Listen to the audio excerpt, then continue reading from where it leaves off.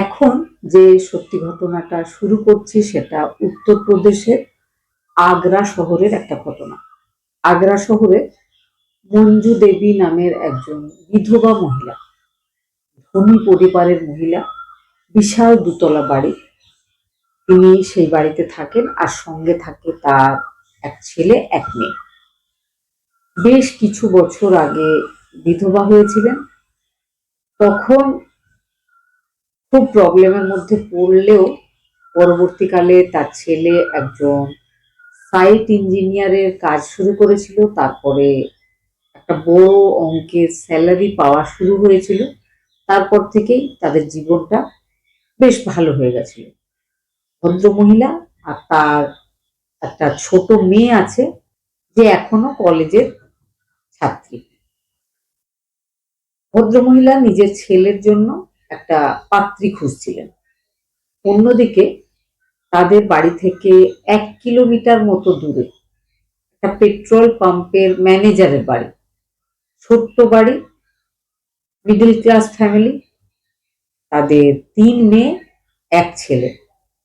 সব থেকে যে বড় মেয়ে জ্যোতি সেঙ্গার তার নাম, বাবার নাম মহেন্দ্র সেঙ্গার। জ্যোতি বড় হওয়ার পরে সেই এরিয়ার বিভিন্ন কোচিং সেন্টারে বাচ্চাদেরকে বায়োলজি পড়ায়। কিছু রোজগার করে, সংসার চালানোতে বাবার হেল্প করে। একটা মিডিয়েটারের মাধ্যমে দুজনের বিয়ে ঠিক হয়। জিতেন্দ্র, সেই বিধবা মহিলার ছেলে জিতেন্দ্রের সাথে জ্যোতির বিয়ে হয়ে যায়। বিয়েটা হয়েছিল 20 ফেব্রুয়ারি। বিয়ের পরে 1 মাস সব ঠিকঠাক চললেও তারপর থেকেই শুরু হয়ে যায় হাজব্যান্ড ওয়াইফের মধ্যে মনোমালিন্য, অশান্তি। মাঝে মধ্যেই ঝগড়াটা এত বড় আকার ধারণ করতো যে জ্যোতি বাপের বাড়ি চলে যেত। আবার পরবর্তীকালে সে ফিরে আসতো, আবার সব ঠিক হয়ে যেত। ঝগড়ার মুখ্য কারণ সে নিজের হাজবেন্ডকে বলছিল যে সে নিজের শ্বশুর বাড়িতে, মানে শাশুড়ি আর ননদের সাথে থাকতে চায় না। সে ওই বাড়ি ছেড়ে অন্য কোথাও থাকবে। কিন্তু হাজবেন্ড রাজি হচ্ছিল না। সেটারও একটাই কারণ, মা বিধবা, ছোট একটা বোন যে এখনো পড়াশোনা করছে। সে চাইছিল না যে মাকে আর বোনকে ছেড়ে অন্য কোথাও চলে যাক, কারণ মা খুব কষ্ট করে তাকে, তার বোনকে মানুষ করেছে। এইরকম ভাবেই কিন্তু কয়েকটা বছর কাটে। 2025-এর এপ্রিল মাসে জ্যোতি, মানে যে বউ, তার বাপের বাড়ির তরফের একটা বিয়ের অনুষ্ঠান ছিল। বিয়ের অনুষ্ঠানে জ্যোতি, জ্যোতির হাজবেন্ড, শাশুড়ি, ননদ সবাই আমন্ত্রিত, সবাই গেছিল। কিন্তু সেই অনুষ্ঠানের মধ্যেই হাজবেন্ড ওয়াইফের মধ্যে আবারও কোনো একটা কারণ নিয়ে ঝগড়া হয়ে যায়। ঝগড়া হওয়ার পর জ্যোতি কিন্তু আর নিজের শ্বশুর বাড়ি ফিরে আসেনি। শাশুড়ি, ননদ, হাজবেন্ড ফিরে এসেছিল বাড়িতে। জ্যোতি নিজের ফ্যামিলির সাথে, নিজের বাবার সাথে, মায়ের সাথে, 2 বোন আর এক ভাই, তাদের সাথে নিজের বাপের বাড়ি চলে গেছে। 2025-এর এপ্রিল মাস থেকেই হাজবেন্ড ওয়াইফের মধ্যে একদম কথা বন্ধ ছিল।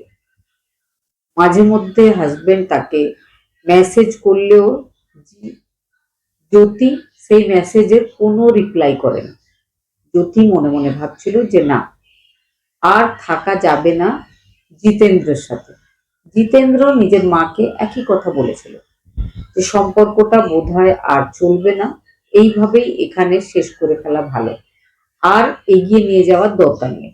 তবে কাগজে কলমে তাদের ডিভোর্স হয়নি, কেউ কারোর সাথে কোনো সম্পর্কে ছিল না, কথাও হতো না। তবে হঠাৎ করে 2025 জ্যোতি একটা মেসেজ করেছিল নিজের হাজবেন্ড জিতেন্দ্রকে। জিতেন্দ্র কিন্তু কথাটা নিজের বোনকে বলেছিল।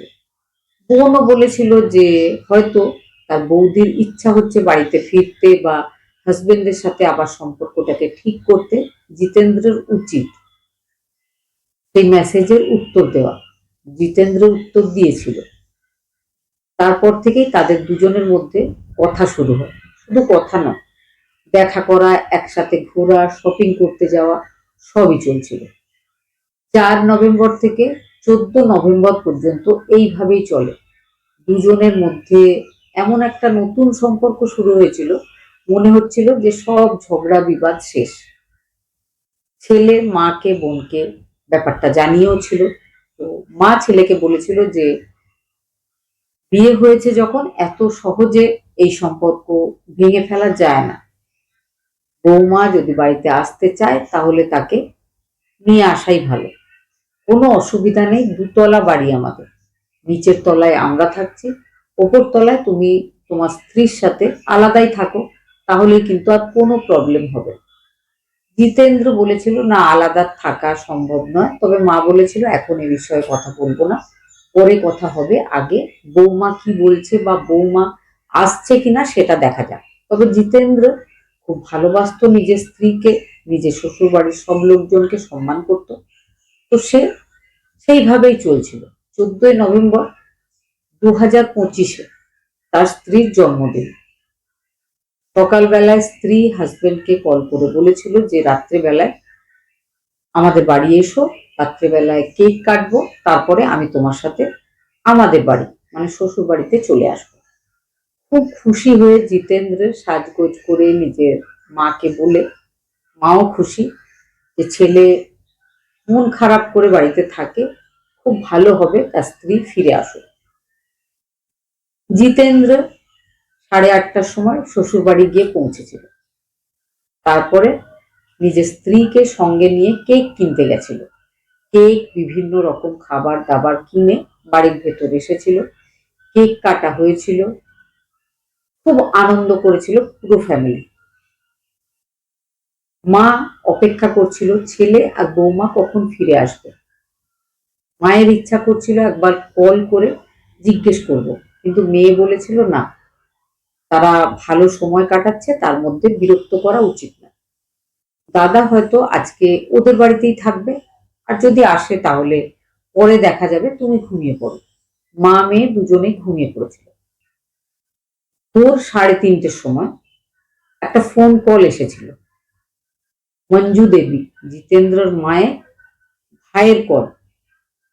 মামা জানিয়েছিল যে জিতেন্দ্র নাকি খুব অসুস্থ। স্থানীয় একটা হসপিটালের নাম করে বলেছিল যে ওখানে তাকে ভর্তি করা হয়েছে, তার ব্রেন হ্যামারেজ হয়েছে, মাথার শিরা ছিঁড়ে গেছে। কথাটা শুনেই মা আর বোন সেই হসপিটালে গিয়ে পৌঁছেছিল। তবে হসপিটালে গিয়ে তারা জানতে পারে যে অলরেডি জিতেন্দ্র মারা গেছে। মা কান্নায় ভেঙে পড়ে। মেয়ে কিন্তু একটাই কথা বলতে শুরু করে যে আমার দাদা একদম সুস্থ ছিল, এইভাবে হঠাৎ করে এই ঘটনা ঘটতে পারে না, আমি চাই যে পোস্টমর্টম হোক। পোস্টমর্টম হয়েছিল, রিপোর্ট এসেছিল। রিপোর্টে মৃত্যুর কারণের জায়গায় লেখা ছিল আনক্লিয়ার, অস্পষ্ট। মৃত্যুর আসল কারণ কি সেটা জানা যায়নি।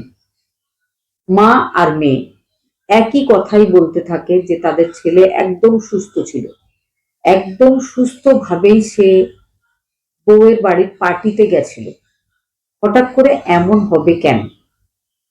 পুলিশ এসেছিল, পুলিশকে মেয়ের বাড়ির লোকজন বলেছিল যে জিতেন্দ্র রাত্রিবেলায় 10টার সময় নিজের বাড়ি চলে গেছিল, আবার কোথাও থেকে মদ খেয়ে 3টের সময় ঘুরে এসেছিল। এসে সে বলেছিল সে খুব অসুস্থ, তখন আমরা তাকে নিয়ে হসপিটালে গেছিলাম। জিতেন্দ্রর মা আর জিতেন্দ্রর বোন ব্যাপারটাতে একদম সন্তুষ্ট হচ্ছিল না।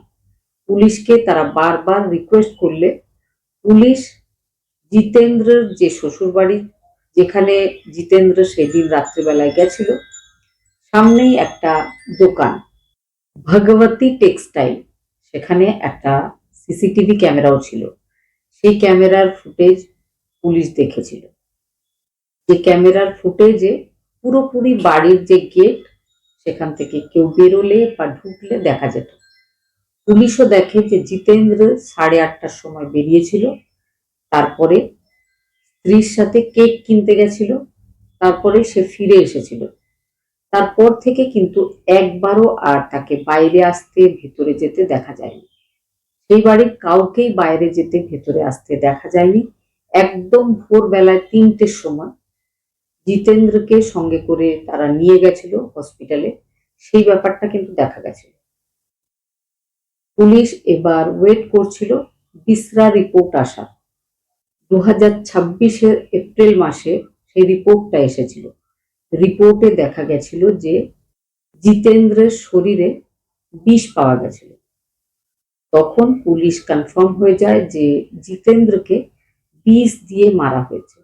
জিতেন্দ্রের শ্বশুর মহেন্দ্র, তার ফ্যামিলির সব লোকজনকে অ্যারেস্ট করা হয়েছিল।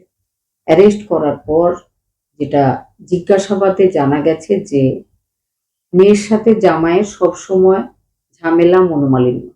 সেই জন্য তিনি, তার মেয়ে, তার বাড়ির সবাই, তার স্ত্রী, তার যে ছোট ছেলে ঋষভ, তার আরো দুটো নাবালিকা আনম্যারিড মেয়ে, সবাই মিলে তারা ঠিক করেছিল যে যার সাথে রোজ ঝামেলা হচ্ছে তাকে বিষ দিয়ে মেরে ফেলতে হবে।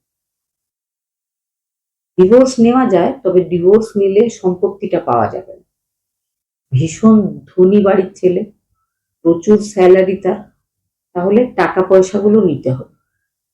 সেই জন্য বাবা, মেয়ে আর বাড়ির সবাই মিলে ঠিক করে যে বিষ দিতে হবে, সেটাই তারা করেছিল।